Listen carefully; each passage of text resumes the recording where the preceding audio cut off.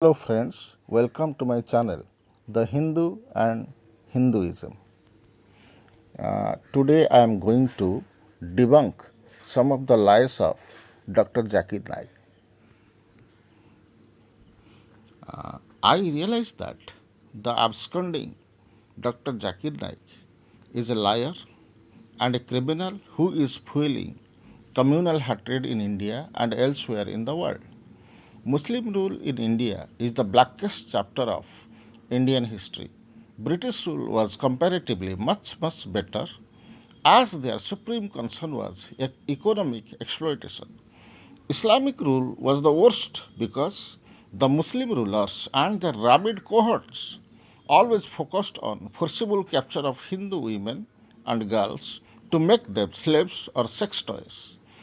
In addition to greed for wealth, their supreme concern was promoting Islam at the point of the sword. They broke countless Hindu temples and broke the idols in those temples. But Zakir Naik says if it were so, no Hindu temples would exist in India to this day, nor would exist in the country such a vast Hindu population as it is today. It was not the liberal attitude of the Mohammedan rulers, but the inner strength and unmatchable wisdom of our great sages that inspired the Sanatanis to defend and nurture their unique self identity and culture, even at the expense of their lives. No religious text in the whole world can provide you with such sharp and profound insights into the topic of God and spirituality as the Gita and the Vedas do. No country in the world has produced such towering personages as the Buddha, Mahavira, Adi Shankaracharya. To these names, I must add the names of our modern philosophers too. Few are as wise as Ramakrishna Paramahansa, Swami Vivekananda, and Sri Aurobindo.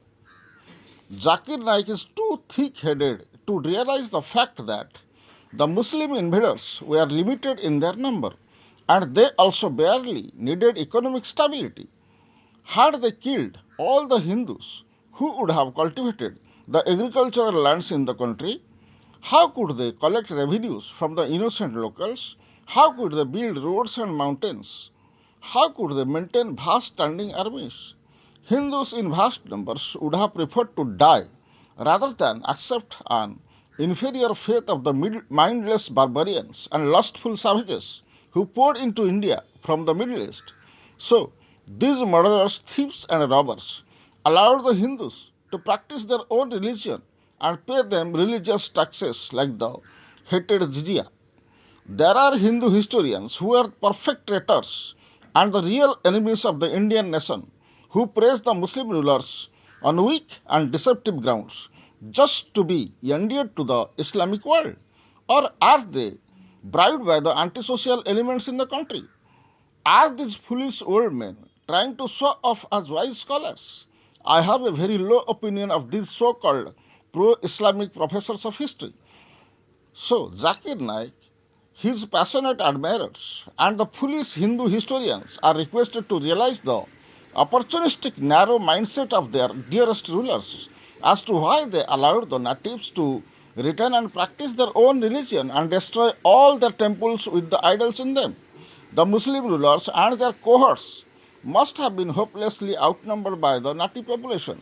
Had the Muslims destroyed all the famous temples, that must have led to the birth of a radical sense of unity and oneness amongst the native rulers and their subject populations. They were clever enough not to invite troubles and uncalled for problems.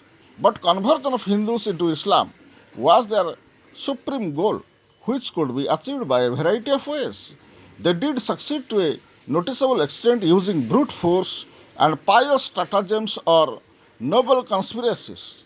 Jawaharlal Nehru, whose ancestors are said to have been Muslims, wondered how Hinduism managed to survive during centuries of oppressive Islamic rule.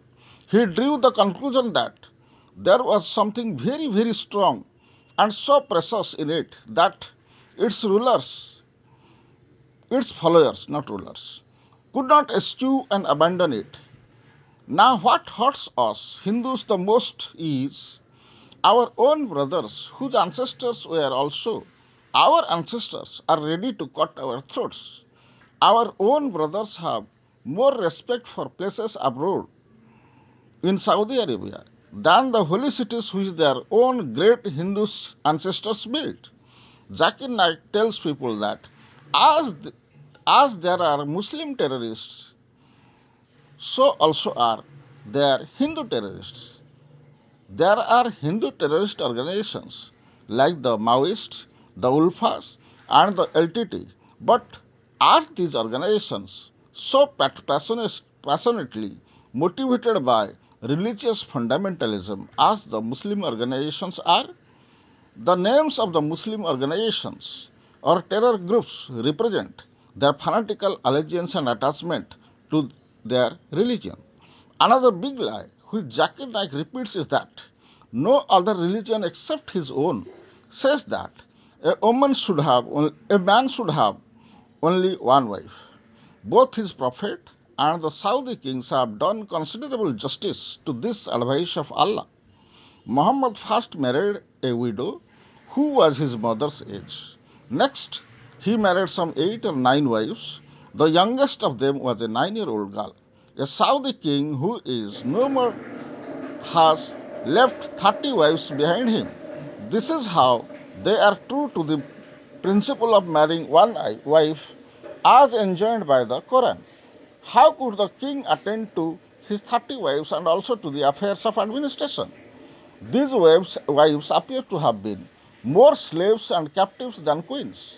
A Saudi woman cannot open a bank account without taking the permission of a male guardian of hers. When she goes out, she has to be accompanied by a male member of her family. She is treated like a commodity and not a human being. Even queens of that country have to experience domestic violence. Their Islamic law doesn't allow women to be treated on par with men. Allah has told them to keep women as second class human citizens. Jai Hind. Thank you for your patient hearing.